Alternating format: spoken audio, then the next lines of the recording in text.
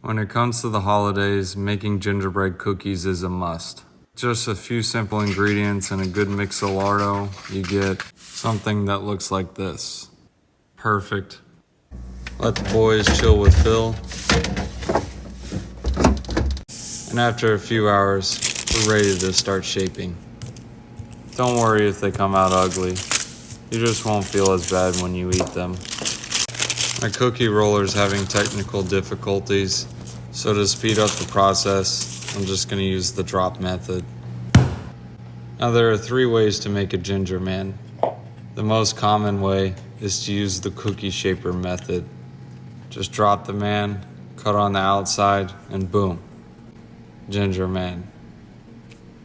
You can also use the hand shaper method. All you gotta do is just make some snakes. I make 6 snakes so I can use 1 for the head, 1 for the body, 2 for the arms, and 2 for the legs.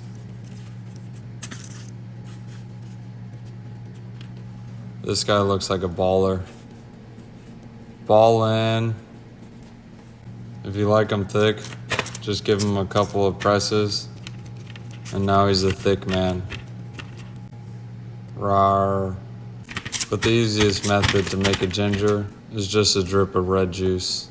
Now he's a ginger. The recipe recommends baking at 350, so I'll just wait a few hours. It's almost 350. I'll just put it in now. Get it, Karen. After about 20 minutes, you should have something that looks like this. That's a turkey.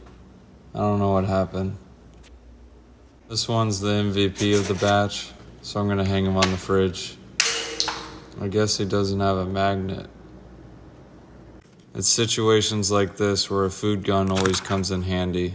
A few punches, a strip of tape for stability, and the magnet, of course.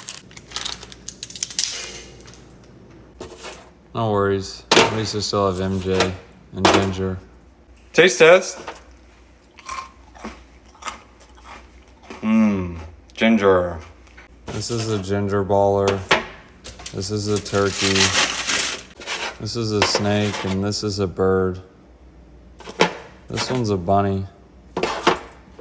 And this one, I think it's a fist. That's an inside-out gingerbread man, and this is Ginger.